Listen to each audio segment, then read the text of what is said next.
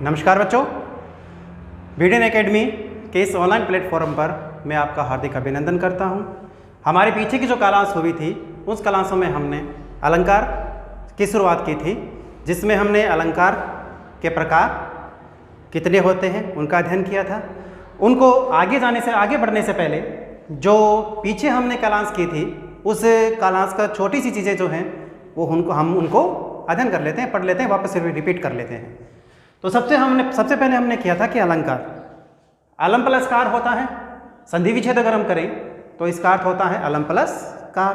अलम का अर्थ होता है शोभा, कार का अर्थ होता है करने वाला या उसको बढ़ाने वाला, कि काव्य की सुंदरता को बढ़ाने वाले जो तत्व होते हैं उसे अलंकार कहते हैं। अलंकार के हमने 3 भेद किए थे: शब्दालंकार, अर्थालंकार, उभय अलंकार। ठीक है, शब्दालंकार शब्द के द्वारा चमत्कार उत्पन्न होता है काव्य में, अर्थालंकार अर्थ के द्वारा काव्य में चमत्कार उत्पन्न होना, उभय अलंकार शब्द और अर्थ दोनों के द्वारा काव्य में चमत्कार उत्पन्न होना। उसके बाद हमने उसके पहला अलंकार अनुप्रास अलंकार किया था, उसके बाद पुनरुक्ति, फिर यमक, फिर श्लेष। ठीक है, और आज हम अगला अलंकार जो है उस अलंकार का अध्ययन करते हैं। तो अगला जो है वो है उपमा अलंकार। ठीक है, उपमा अलंकार।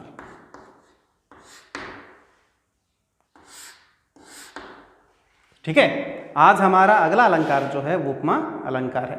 जब किन्हीं दो वस्तुओं में, चाहे उसका रंग हो, उसका रूप हो, उसके गुण हो, उसकी क्रिया हो, ठीक है, रंग, रूप, गुण, क्रिया, स्वभाव आदि के कारण समानता या तुलना प्रदर्शित की जाती है।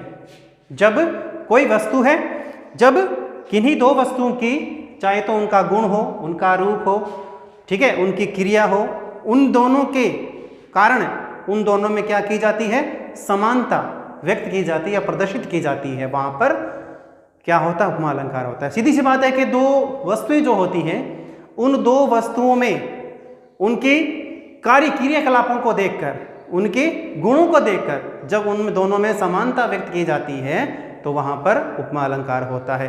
किसी को देखकर किसी की तुलना करना, किसी को देखकर, किसी एक व्यक्ति को देखकर किसी दूसरे व्यक्ति की तुलना करना उपमा अलंकार होता है। ठीक है, आप कहा करते हैं कि फलां का लड़का जो है वो कितना पढ़ने में कितना होशियार है, तू नहीं है, तो उसकी तुलना किसके साथ? दूसरे के साथ की जाती है। या वो दोनों जो हैं वो कितने समझदार हैं, कितने पढ़ने वाले हैं, दोनों जो है कितने पढ़ने वाले हैं, फलां के दोनों लड़के कितने पढ़ने वाले हैं। जब दोनों की तुलना की जाती है कि दोनों के समान पढ़ते हैं, एक समान है दोनों, तो जहां पर तुलना की जाती है वहां पर उपमा अलंकार होता है। परिभाषा के तौर पर अगर हम लिखेंगे तो हम देखते हैं, जब किन्हीं दो वस्तुओं में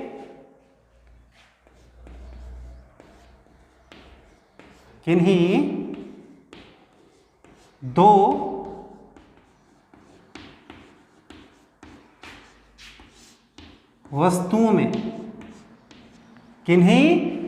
वस्तुओं में उनके गुण हो, रंग हो, रूप हो या क्रिया, रंग, गुण, रूप और क्रिया, किन्हीं दो वस्तुओं में रंग, रूप,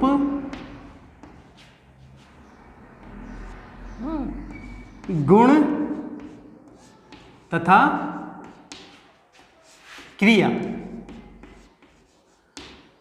ठीक है, किन्हीं दो वस्तुओं में रंग, रूप, गुण तथा क्रिया और स्वभाव,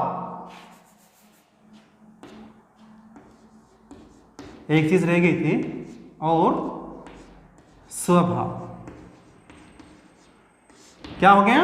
गुण हो गई, रंग हो गया, रूप हो गई, गुण होगी, क्रिया हो गई और स्वभाव आदि के कारण समानता प्रदर्शित की जाती है। क्रिया और स्वभाव आदि के कारण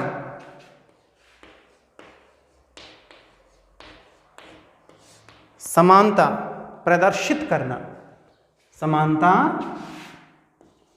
प्रदर्शित, समानता प्रदर्शित करना।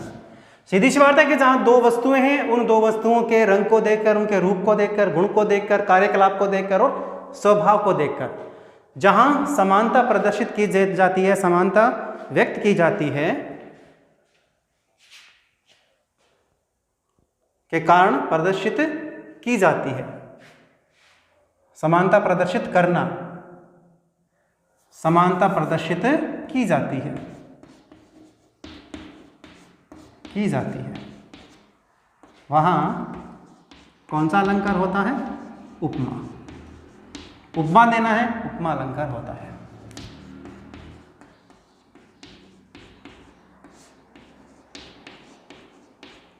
ठीक है।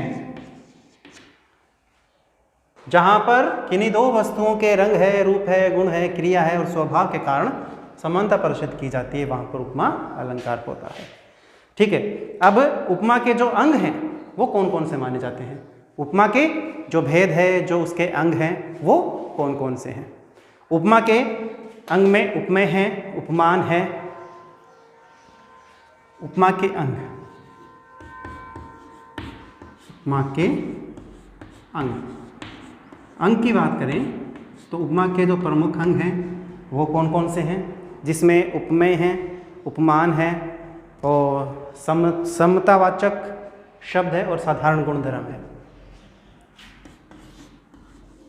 उपमेय, ठीक है। दूसरा उपमान, तीसरा समतासूचक शब्द और चौथा है समान गुणधर्म, समान गुणधर्म। ये इसके अंग माने जाते हैं। कौन कौन से? उपमेय, उपमान, समतासूचक शब्द और समान गुणधर्म।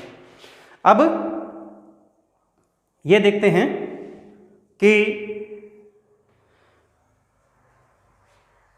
उपमेय क्या है। उपमेय होता है जिसकी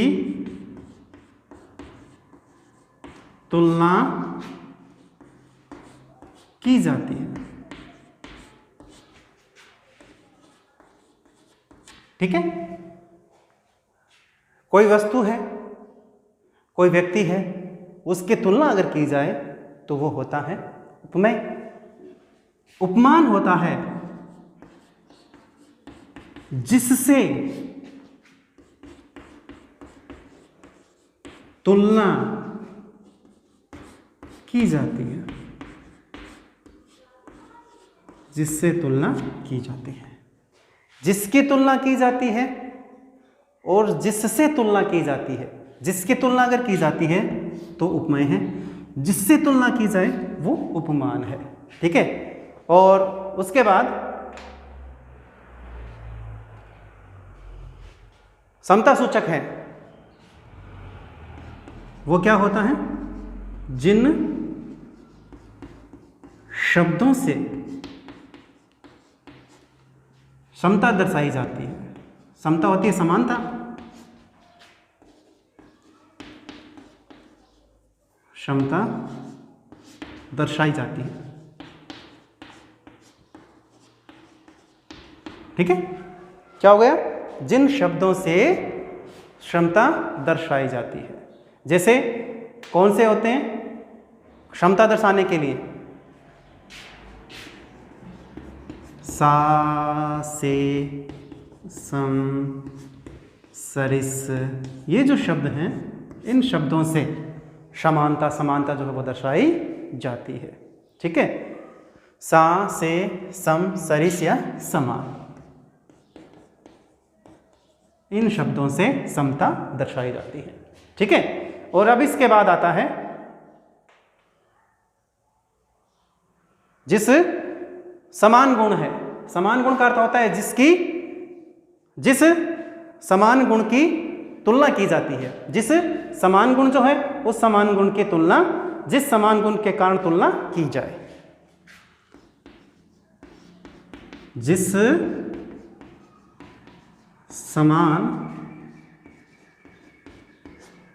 गुण के कारण तुलना की जाए, ठीक है। जिस समान गुण के कारण तुलना की जाती है। समान गुण धर्म क्या होता है? जिस समान गुण के कारण उसकी तुलना की जाती है, जैसे सुंदरता आदि। जैसे सुंदरता आदि, ठीक है। अब ये है उपमा अलंकार, ठीक है। अब वो उपमा अलंकार के अंग जो माने गए हैं वो 4 माने गए हैं। उपमेय है, उपमान है, समता सूचक है, समान गुण धर्म है। अब उपमेय किसे कहते हैं? जिसकी तुलना की जाती है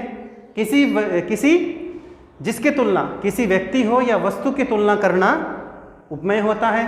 किसी व्यक्ति या वस्तु की जिससे तुलना की जाती है वो उपमान होता है, ठीक है। इनको समानता सूचक शब्द जो हैं, समानता सूचक से जोड़ना, वो समता सूचक कहलाते हैं, जिनमें सा, से, सी, सम, सरिस और समान आते हैं। उसके बाद समान गुण धर्म में जिस समान गुण के कारण तुलना की जाती है, किसकी? सुंदरता की, ठीक है। जिस समान गुण धर्म से के कारण तुलना की जाए वो होता है समान गुण धर्म, ठीक है। तो ये जो चीजें हैं, इन चीजों को आप अच्छी तरीके से उतार लीजिएगा, ध्यान से इसको पढ़िएगा, ठीक है। ठीक है, आपने उतार लिया होगा उपमा अलंकार के जो मैंने लिखाए थे। अब हम उपमा अलंकार के जो भेद हैं उन भेदों की चर्चा करते हैं। सबसे पहले मैंने इसके पिछले मैंने इस बताया था कि उपमा अलंकार के अंग कौन कौन से हैं। अंग मैंने बताए थे उपमेय, उपमान, समतावाचक या समता सूचक शब्द या समान गुण धर्म वाले, ठीक है। उपमेय जिससे तुलना की जाती है, नहीं जिसकी तुलना की जाती है। उपमा जिससे तुलना की जाती। अब एक शब्द देखते, एक वाक्य देखते हैं कि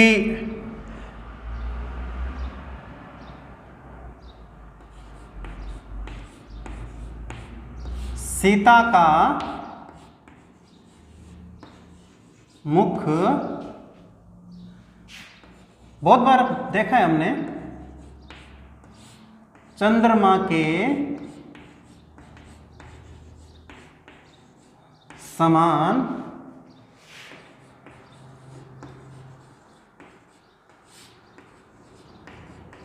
सुंदर है, ठीक है। अब देखो जो मैंने 4 अंग बताए थे उसके, उपमेय, उपमान, समता सूचक और समान गुण धर्म। अब देखते हैं कि इसमें समता सूचक क्या है, समान गुण धर्म वाला क्या है, उपमेय क्या है और उपमान क्या है, उपमेय क्या है। अब उपमेय क्या है, सबसे पहले देखते हैं उपमेय किसकी? जिसकी तुलना की जाती है। किसकी? यह हो गया उपमेय, ठीक है। जिससे तुलना करना, चंद्रमा से, ठीक है। अब देखिए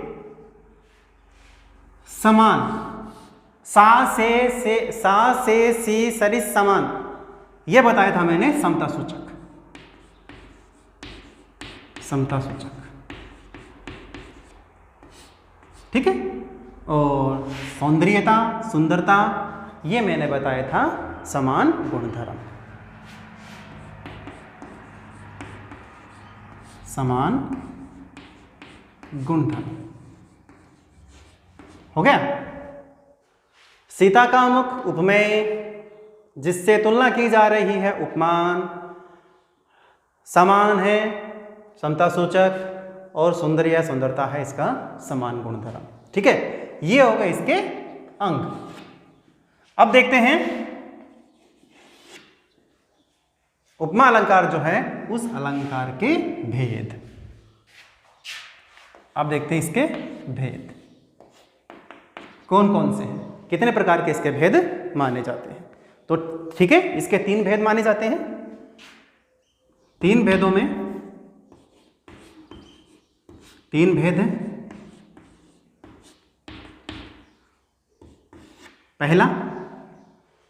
पहला पूर्णोपमा, पूर्णोपमा, ठीक है, पूर्णोपमा, पूर्ण प्लस उपमा, ठीक है। दूसरा भेद हम देखें तो वो है लुप्तोपमा,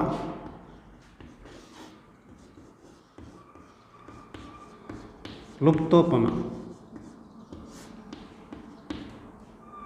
तीसरा देखें, तीसरा भेद अगर हम करें तो इसका वो तीसरा भेद है मालोपमा।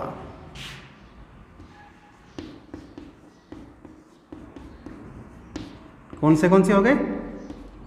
पूर्णोपमा, लुप्तोपमा और मालोपमा। तीन भेद हैं। वो तो थे अंग उपमा अलंकार के, 4 अंग थे। अब 3 भेद हैं, पूर्णोपमा, लुप्तोपमा और मालोपमा। अब देखते हैं किसको पूर्णोपमा।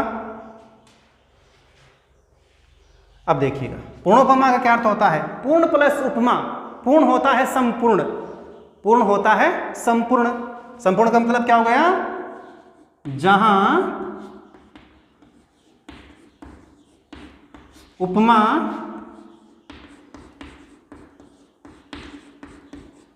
अलंकार के चारों अंग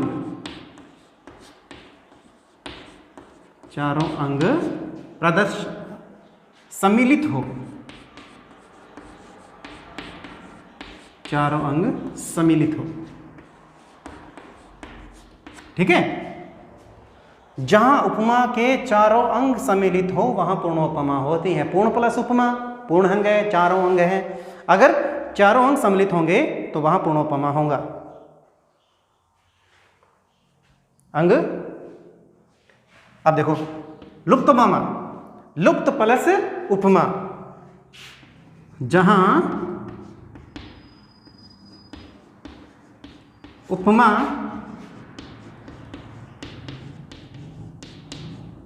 अलंकार के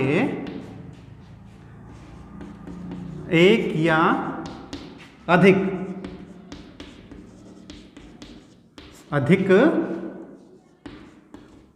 अंग क्या हो? लुप्त हो, ठीक है। जहां उपमा अलंकार के एक या अधिक अंग उपलब्ध है, लुप्त हो। मतलब 4 अंग हैं, चारों में से अगर कोई 1 या 2 अंग लुप्त हो, वहां लुप्तोपमा अलंकार उपमा अलंकार होता है। उसके बाद जब किसी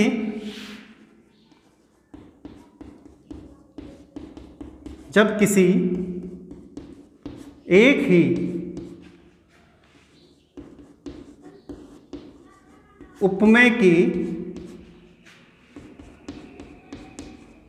तुलना, जब किसी एक ही उपमेय की तुलना एकाधिक उपमानों से की जाए, तुलना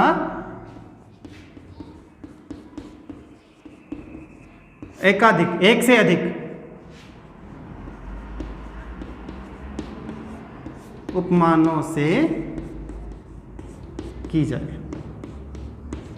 ठीक है। जब किसी एक ही उपमेय की तुलना एकाधिक उपमानों से की जाती है, वहां मालोत्पमा होती है, ठीक है। पूर्णोपमा, जहां उपमा अलंकार के 4 अंग सम्मिलित हो, चारों अंग सम्मिलित हो, उपमेय, उपमान, समता सूचक शब्द और समान गुण धर्म, ये चारों अंग अगर किसी में सम्मिलित होंगे तो वहां पूर्णोपमा होगा। अगर एक या एक से अधिक अंग जो हैं वो लुप्त होंगे, वहां लुप्तोपमा। और जब किसी एक ही उपमेय की तुलना एकाधिक उपमान के साथ की जाती है, वहां पर कौन सा? मालोपमा उपमा अलंकार होता है, ठीक है। जैसे कि ये बता दिया। अब उदाहरण के रूप में दूसरा हम देखते हैं, तो वो देखिए, पीपर पात सरिस मंडोला पीपर पात सरिस मन डोला। पीपर होता है पीले पत्ते के समान, मन जो है वो डोलने लगता है। ठीक है, अब इसी को देख लेते हैं कि पूर्णोपमा। अब ये मान लो ये उदाहरण है, इस उदाहरण में ये पूर्णोपमा का उदाहरण है। ठीक है, पूर्णोपमा का उदाहरण है। और अब इनमें से अगर ये कम कर दे जाएं, सीता का मुख सुंदर है, सीता का मुख सुंदर है, कौन सा हो गया? उपमान और समता सूचक दोनों गायब हैं, तो इसमें लुप्तोपमा। ठीक है, तो जिसमें अलंकार उपमा अलंकार के चारों भेद चारों अंग हो वो पूर्णोपमा, जिसमें एक या एक से अधिक अंग लुप्त हो लुप्तोपमा, और जहां पर किसी एक ही उपमेय के तुलना एक से अधिक उपमानों के साथ कर दी जाती है तो वहां पर होता है मालोपमा। ठीक है, अब ये जो है इनको आप अच्छी तरीके से उतार लीजिएगा। हाँ, उम्मीद करता हूं आपने उतार लिए होंगे। अब हम अगला जो है अलंकार जो है उस अलंकार का हम अध्ययन करते हैं। अगला अलंकार अपना अलंकार है उत्प्रेक्षा।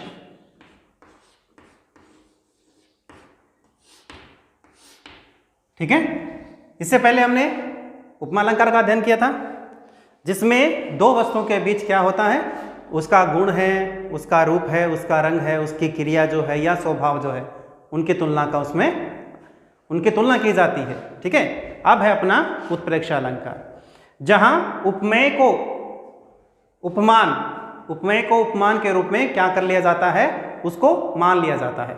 उपमेय को उपमान मान लिया जाता है, वहां पर उत्प्रेक्षा अलंकार होता है।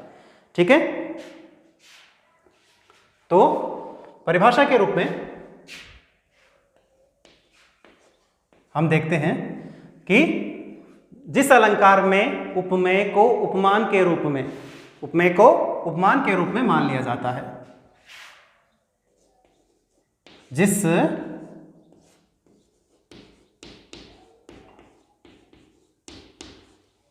अलंकार में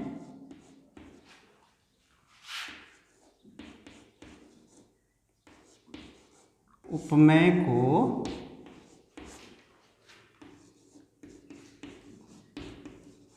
उपमान के रूप में मान लिया जाता है,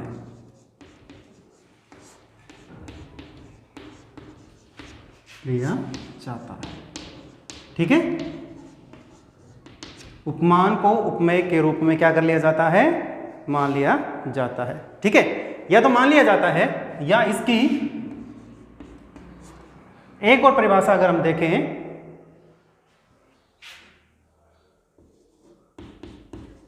उपमेय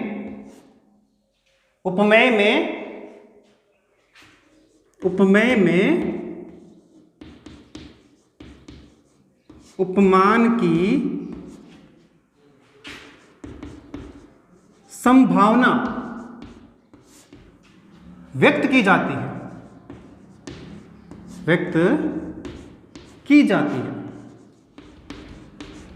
ठीक है। उपमेय में उपमान की संभावना व्यक्त की जाती है, चाहे तो ये या ये दोनों में से कोई भी एक, या तो जिस अलंकार में उपमेय को उपमान के रूप में मान लिया जाता है, यह परिभाषा भी लिख सकते हैं, और या उपमेय में उपमान की जहां संभावना व्यक्त की जाती है वहां पर भी उत्प्रेक्षा अलंकार होता है। ठीक है, अब जो उत्प्रेक्षा अलंकार होता है उस अलंकार को समझने के लिए इसकी एक पहचान होती है। पहचान शब्द होते हैं जिन्हें हम कौन सा शब्द कहते हैं, जिन्हें वाचक शब्द कहा जाता है।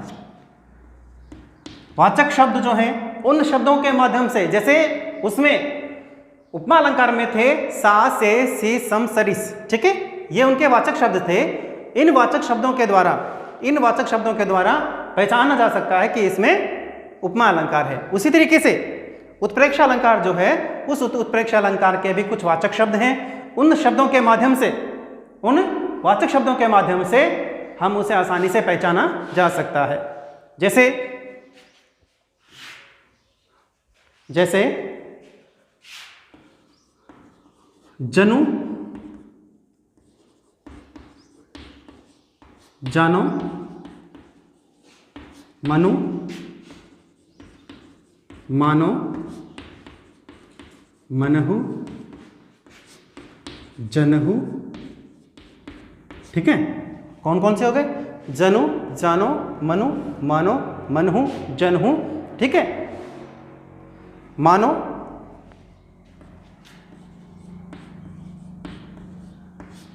आदि। ठीक है, जनो, जानो, मनु, मानो, मनहु, जनहु, मानो आदि शब्द जो हैं, इन शब्दों के द्वारा जो है उत्प्रेक्षा अलंकार को आसानी से पहचान सकते हैं। जैसे उदाहरण के तौर पर हम लिखते हैं, सोहत ओढ़े पीत पट, श्याम सलोने गात। सोहत ओढ़े पीत पट। ठीक है, श्याम सलोने गात। सोहत ओढ़े पीत पट, श्याम सलोने गात। मनो